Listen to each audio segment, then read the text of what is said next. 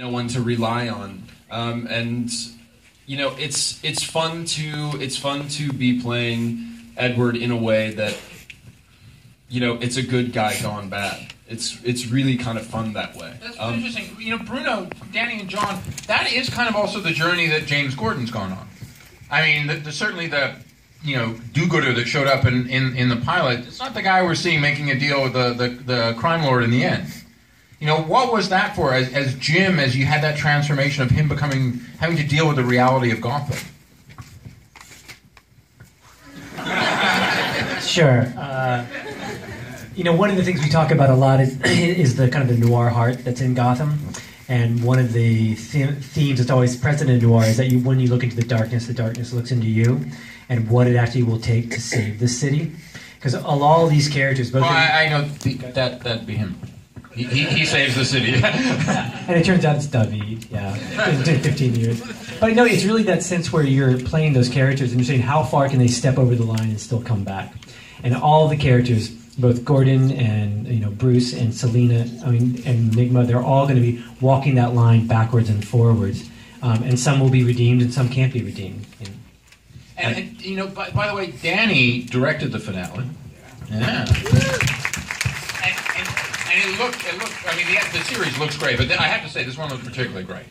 And for Danny, I was wondering for you, as John talks about that noir element of it, how do you bring that to the show in its visual aesthetics? I mean, what do you? Because you know, again, like you know, everybody knows the aesthetic of Batman. Everyone knows Gotham City. You're trying to bring something new. You're like, you know, in some ways, this is the New York of the '70s that I grew up in. Well, that was a massive inspiration. Like when I first visited New York too, it was a scary place, and as a teenager, there's nothing more thrilling than something frightening, and that was always what was good about Gotham. It was the darkest of everything, but I really wanted to go there. I wish it existed because I would go there constantly. I don't know what's down that alleyway, what's in that room, what's on the top of that rooftop. You know, something is always going on. It is such it's full of life and full of darkness, and that's really appealing. Bruno, they find the cave, fish. Where are we going in season 2? We don't know it's a cave. Come on, we're all. That's right. Could be a wine cellar. It's where all the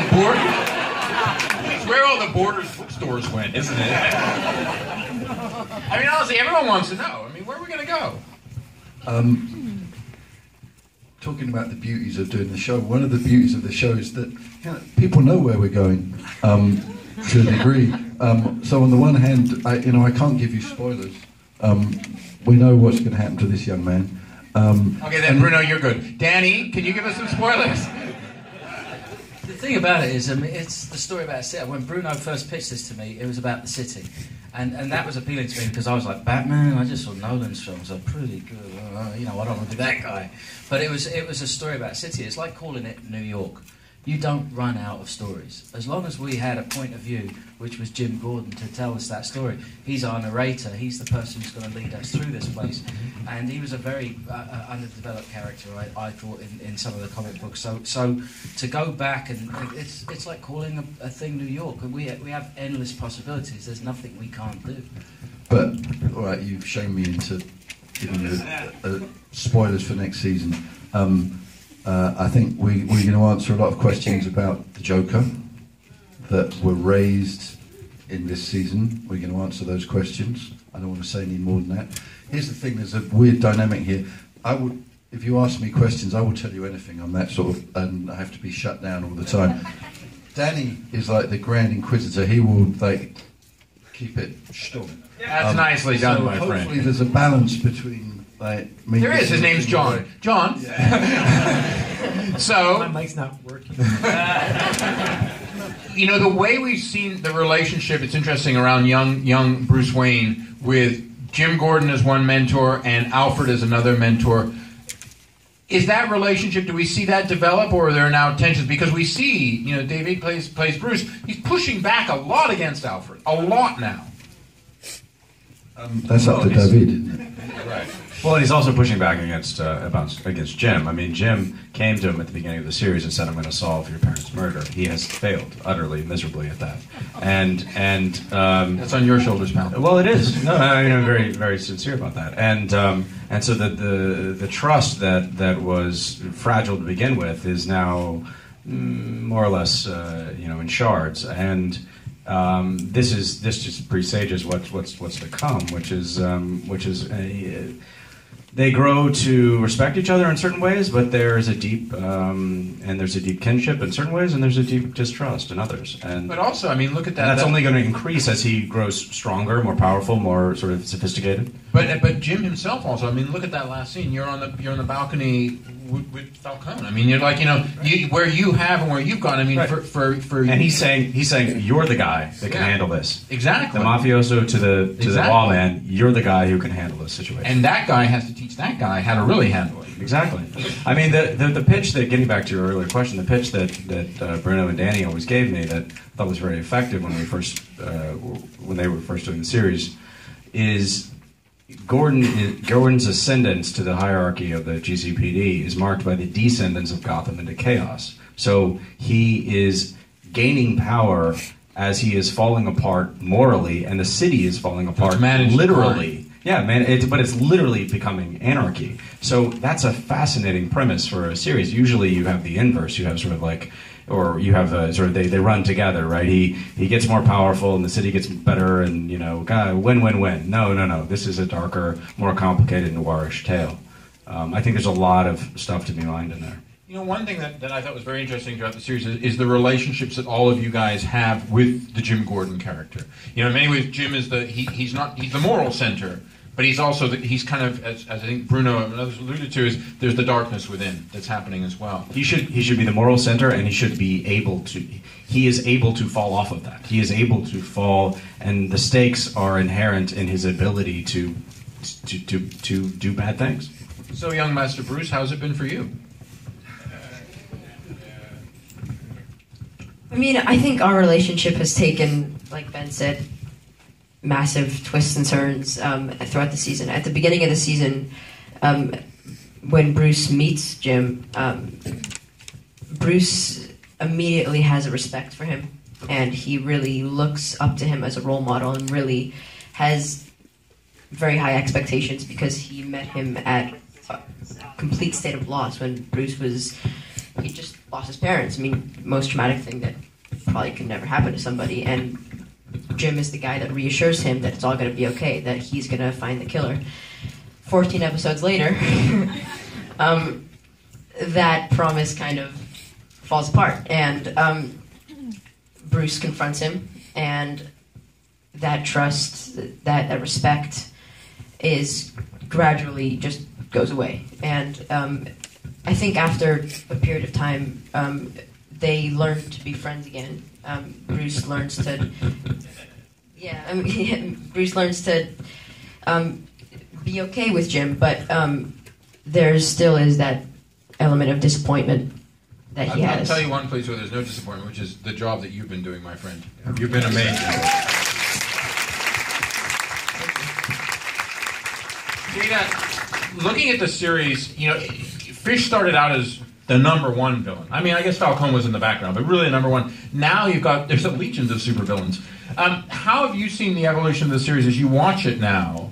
How do you? I mean, for you, how do you think it goes? I mean, obviously it's different for you, but for the other characters. So look at as Ben said, in many ways, anarchy has been released upon Gotham. Yeah, I mean that was one of the reasons why I wanted to participate in the show, because Gotham for me has always represented this battle between light and dark with all the characters, how all the characters in this franchise pretty much walk that fine line, and that's what makes the city of Gotham in itself just so interesting. What is it about this place that creates that kind of dynamic? But I also think it's a dynamic that we as human beings are dealing with on a constant basis in our lives. I think that's why we relate so much to the Batman franchise, is because we look at this, character who really wants to do great things in the world, but still has to battle his own darkness, and that's what every character is doing. And some characters lean furthermore to the dark side. Some people know how to walk that line, and some people are in the light.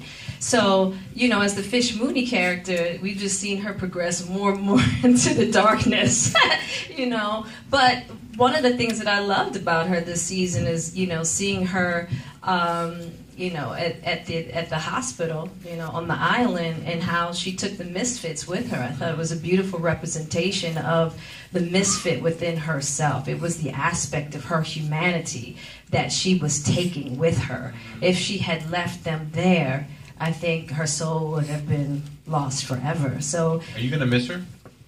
I am. She's been my favorite. I love her. There hasn't been a character that I've loved to play more, and I'm actually kind of getting blinky right now. Oh, sorry about that. That's moving okay.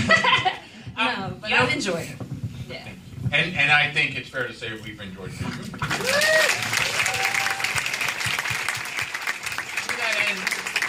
I'd like to take some questions from you guys now, so you have to put your hands up. I can't. There's a big light there. There's a gentleman in a. And I have to ask this of you. Like, what was your favorite thing from doing this show, on or off screen? That is a really hard question to answer. Interviews. Yeah, exactly. These the ability to interact with this group of creative people is the best, and I include the actors, the writers, the directors. We have a truly A-list group, and I think what we will be doing in season 2 is unleashing them on the season. We should be attacking it like a piece of meat, and I think that we will do that. You have to figure out so many things in the first season that are this is very boring to talk about, so I'll be quick. I don't think they find it boring. The practical stuff, the very practical, mundane stuff. You have to show who people yeah, are. but I'm talking about production. I'm talking about all the kinds of little minutia things that have to be done in order to make the show run, make it happen. Now we know how to do that. So let's go fucking nuts. It's gonna be great. It's gonna be great. Ma'am? Hi. My question is for Ben. I wanted to ask you, one of Gordon's closest relationships hasn't even happened on the show because she hasn't been born yet with his daughter. Would you ever look forward to playing that later on? Very much so. Yeah, very much so. We've talked about it. I don't know how soon that'll be introduced, but I think that's his relationship to his daughter is such an important part of the mythology, and I think it so perfectly illustrates the stakes, the personal stakes at play for him. Vis-a-vis the city, why does he care so much about Gotham? Why? Well, his father's legacy, and Gotham is the city we all live in, that we all fear and love at the same time. But it has to be about the future generation, right? I mean, that's what Bruce represents, of course, but his daughter even more so. So yeah, absolutely. I hope to get there. Bruno, for you, as you look, there's such a plethora of characters that you can utilize just from the Batman aspect of the DC universe. How do you decide who you want to bring in and who you don't? Yeah, that's a very good question, which a lot of the sort of basic discussions in the writers' room start there. We work very closely with Jeff Johns at DC and the whole DC family, and to a degree, there's a kind of natural divide. I don't think I'm giving away anything to tell you. We're not going to be using. What was his name? Captain Boom? Is it Captain Boomerang? Captain Boomerang. There are some characters that work very well when you see them in a comic strip, or when you don't actually have to say the name out loud. But when you actually imagine someone wearing that costume and having to work with the actor wearing that costume and tell them. What about King Tut? There you go. You see, I'm tempted by King Tut. There you go. I knew we get it. Everyone has a different soft spot for a character that really should not be on the screen. But let's try. I love Victor Buono, so I would go for King Tut. But again, it's very difficult. What's his power? I can't remember. Why is he here in Gotham City? But I can't remember what the question was. But doesn't matter. We're moving on. Robert, I want to ask you. unlike Jada, you didn't really get to change outfits very often. Kind of at the beginning when you went out to the farm and then you came home.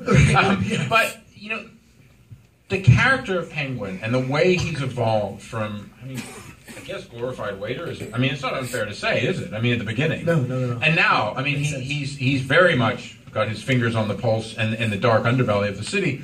For you, this has been an amazing ride for you. So I wanted to get a sense from you, how's it been watching it from the inside for you? Because you've been great. Is this? Yeah,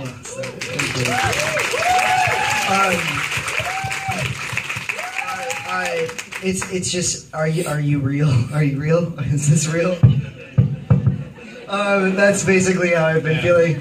I have to say, like, I'm going to bring it back to the woman sitting on my left. I learned. It's interesting because Oswald starts off. You know, everything he's learned about Gotham City, he's learned from Fish Mooney, and she is his boss. And then of course as we go along, he asserts himself and it sort of emancipates himself from her control. And then ultimately, as he sets the two families up against each other, they take care of each other. There's one person left in between, and that's Ms. Mooney. And that's someone that he finally has to address and confront. And he definitely does address it. And he certainly does. Yes, he does. He's learned a lot. He certainly does. He learned a lot. But it's really interesting because it was a very poignant scene to shoot because my own personal journey through this first season, I learned everything about where I am right now. So much of it from Ms. Jada Pinkett Smith, and it strangely paralleled itself in the real life and the fictional, in the sense that she had someone kill you and he threw you into the water. Yeah, and she's bye. no, but too much information there, Robin. No. I just that I learned, personally so much from her, and I think like even Oswald in that final scene together, which was, it was difficult to shoot, but at the end, it was one of the most incredible moments of my life to be able to work so closely with you, and it was such a culmination of what, I had been through in this last year, and what you had been through, and what we had been through together.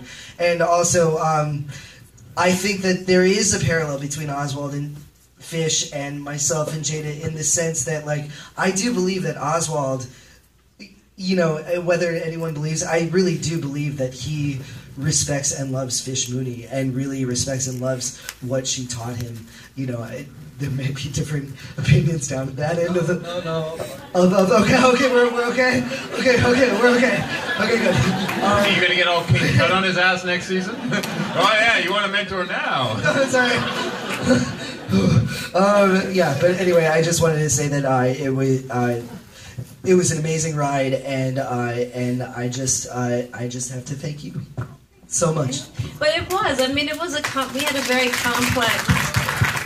very complex relationship in the show, because I think the reason why there's so much emotion between the two of them is because there is this love. It's just an aberrated love and respect, but us in real life, that's my baby. Oh, we good. That's my baby. We good. Guys, Madame, and who's your question for? The question is for Bruno, Danny, and John. What was your favorite moment or the funniest moment during this season that you would share? Deciding that Captain Boomerang wasn't coming back? I dressed up as Captain Boomerang in the road. I think there was a cameo in the background. Funny moments. These guys, let me tell you, these three guys, just a barrel full of laughs, these three guys. It's like climbing Everest and then saying, what was the funniest moment climbing Everest? When you lost oxygen and you just started laughing. That cliff bar. I don't know. No, it's been incredibly hard. It's what I have one. On the pilot. It's like so much. You don't have time in television. It's not like a movie where you have a year to prep it. You have to jump on instincts and go for it. You know, so you literally you read the script or you hear the pitch, and 5 weeks later you're shooting. So it's kind of like Gotham's going to look like this. This is going to look like that. These are the cars they drive. These are the guns they do. This is what the precinct looks like. This is what Penguin's going to wear. This is what we're going to do. And then one day you're shooting it and you're looking at the monitor and you're like, holy crap! I hope I was right. You know, and you're just stuck with it. And I remember watching Robin reading a newspaper on the street, and all he had to do was lower his sunglasses and look at the car parked across the street. And I went, this is going to work. I knew it. He inhabited the character. He pulled off the outfit without any self-consciousness. And I thought, if I felt a kinship all of a sudden, like he was in my head, you know. And it's the same thing when Jada worked. It was she got it, and it was my imagination was not wrong. I thought if Robin and Jada get it, then at least 3 people are going to watch this.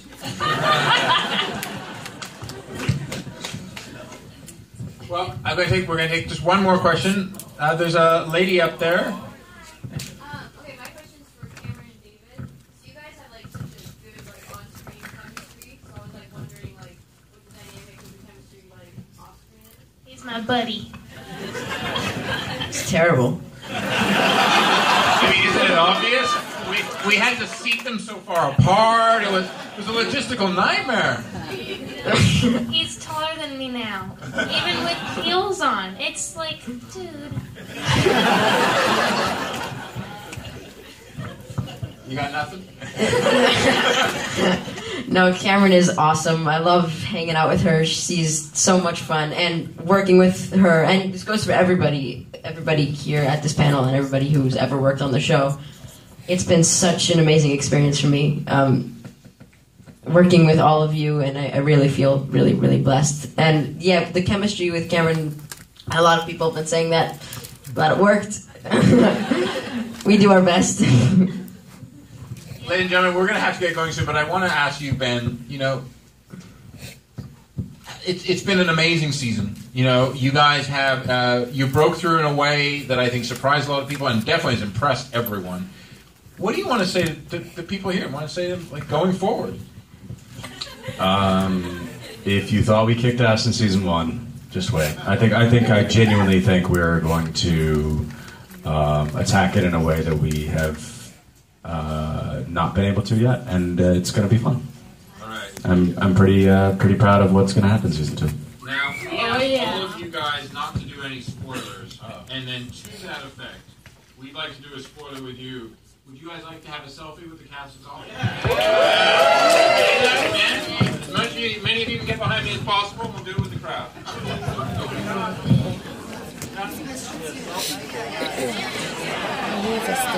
Yeah.